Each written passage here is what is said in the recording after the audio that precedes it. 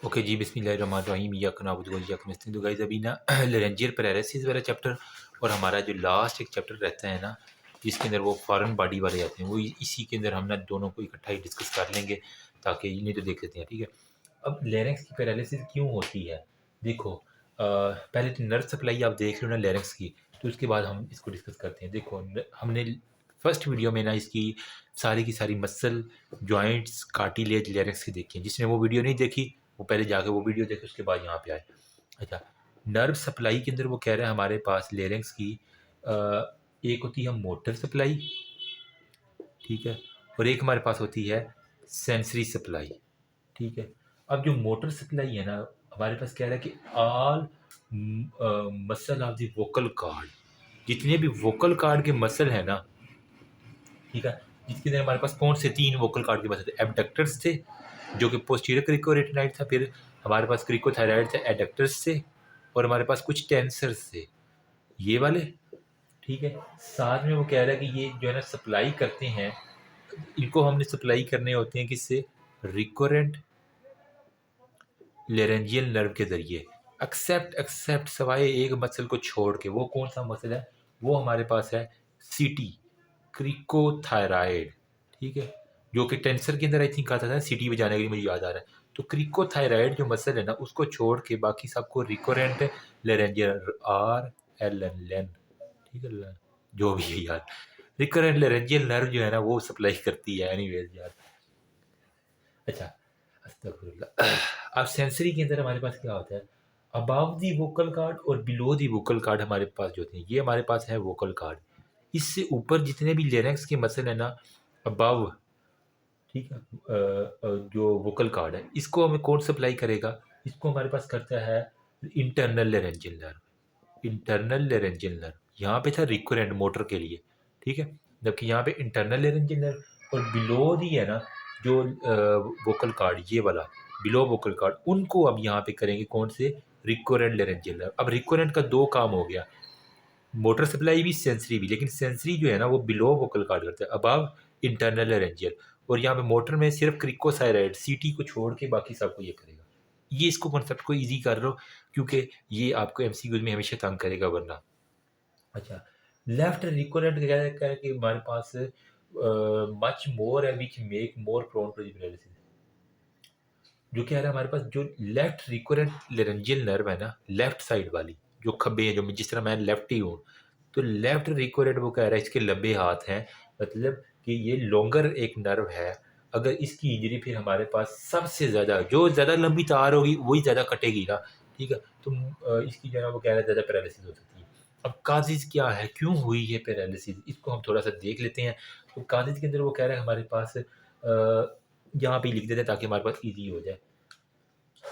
वो कह रहा है कि सुप्रा न्यूक्लियर लीजन हो सकती है ब्रेन की, ठीक है, सुप्रा न्यूक्लियर लीजन हो सकती है, या फिर हमारे पास हाई वेगल लीजन है, लो वेगल रिकोरेंट लेरेंजियल या सिस्टेमिक का आधा, या फिर हमारे पास कोई इडियोपैथी है, या नहीं आप खुद भी लिख सकते हो, कोई इतना मुश्किल नहीं।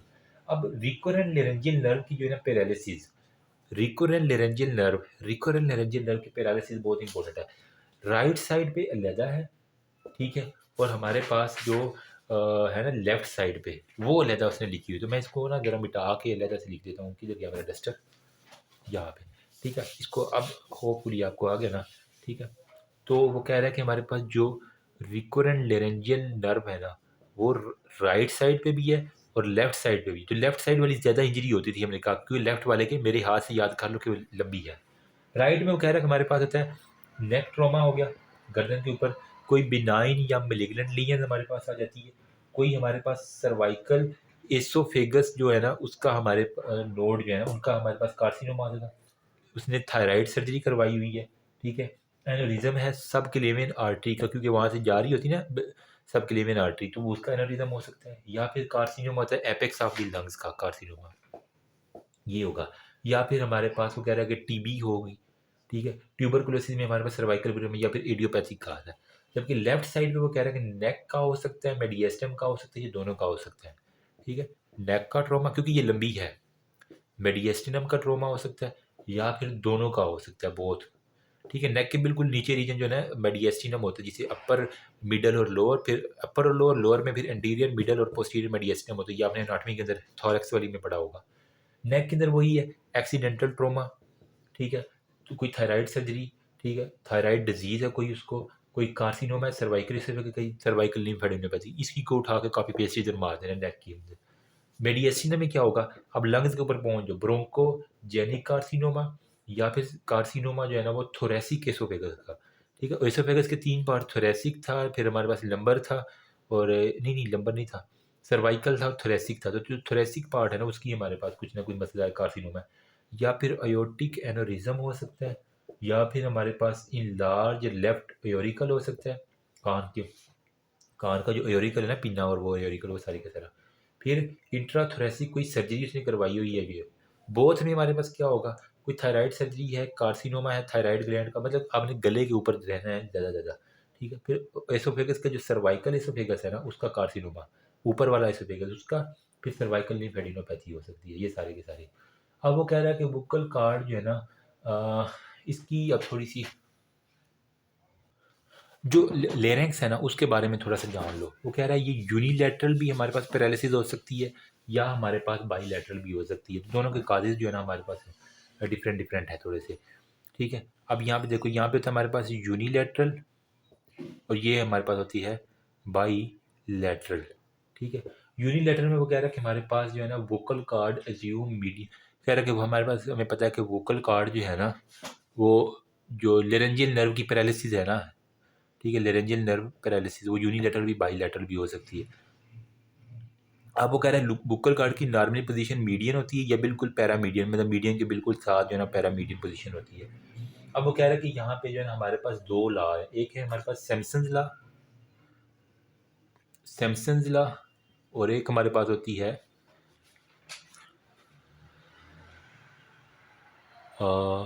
बाईलेटरल होगा, ठीक है हाँ।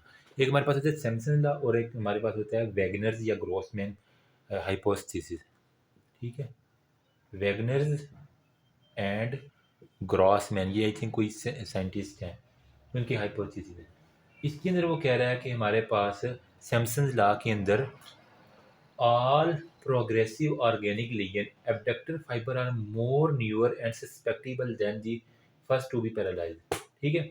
जो हमारे पास होते हैं ना इसके वोकल कार्ड के एबडक्टर्स, जिन्होंने फैलना होता है, ये कहते हैं ज़्यादा सेंसरी होती हैं इस वजह से, क्योंकि इन्होंने बाहर खुलना है ना, तो खुलते खुलते फाट सकते हैं। तो यहीं से याद कर लो कि एबडक्टर्स जो है ना ये ज़्यादा प्रोन टू इंजरी होती है, इसकी वजह से इनकी पैरालाइजेशन ज़्यादा होती है।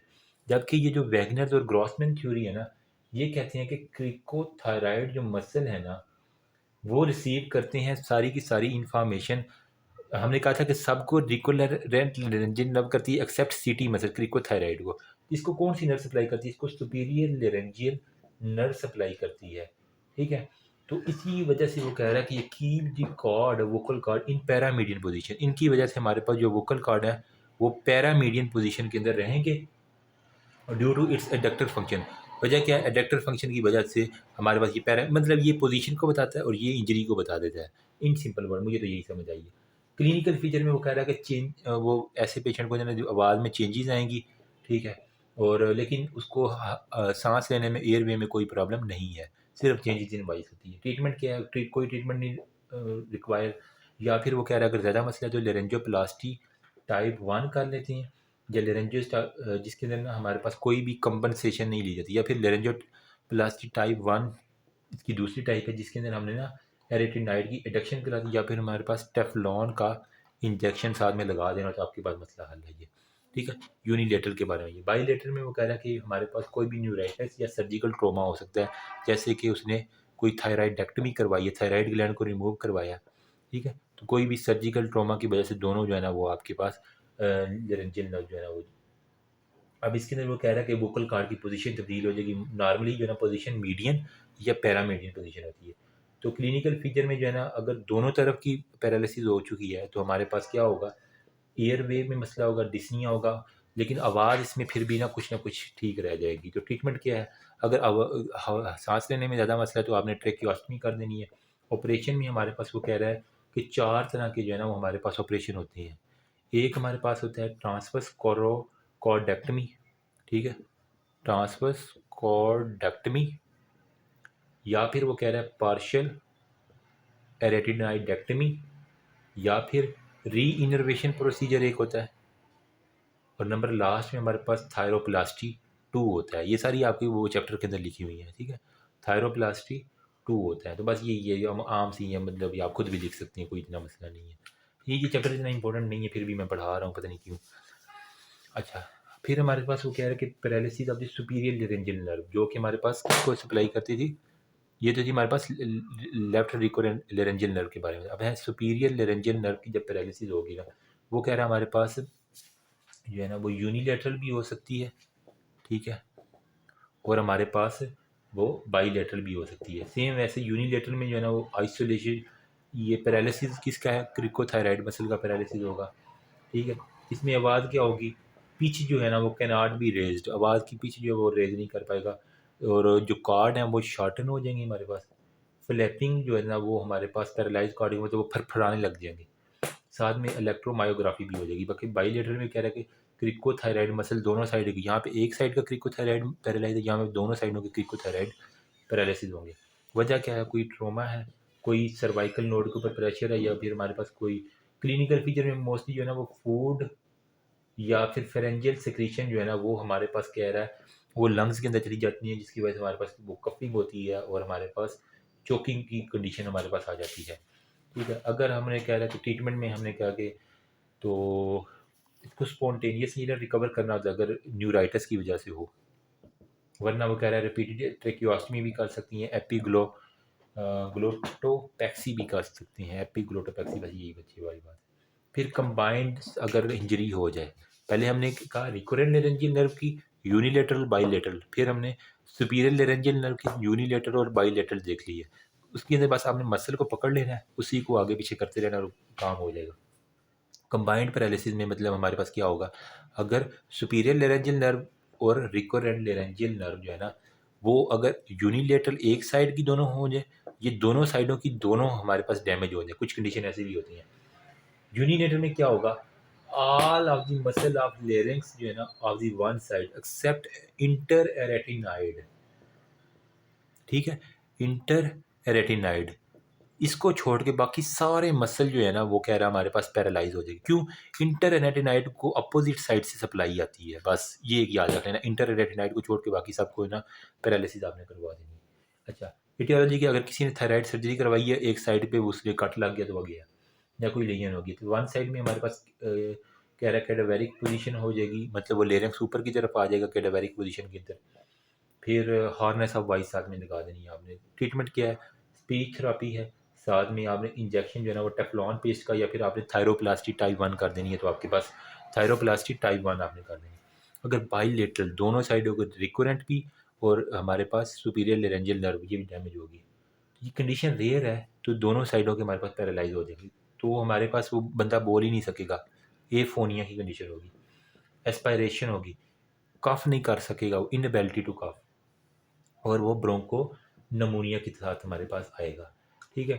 तो वो कह रहा है ट्रीटमेंट में आपने क्या करना है, एपिग्लोटोप्लेक्सी कर देनी है, गैस्ट्रोटमी कर देनी है, बुक्कल कॉर्ड की प्लाइकेशन, टोटल लेरेंजेक्टमी कर देनी है, डाइवर्जन प्रोसीजर, बहुत से प्रोसीजर है वो बुक में दिखाता हूँ मैं आपको।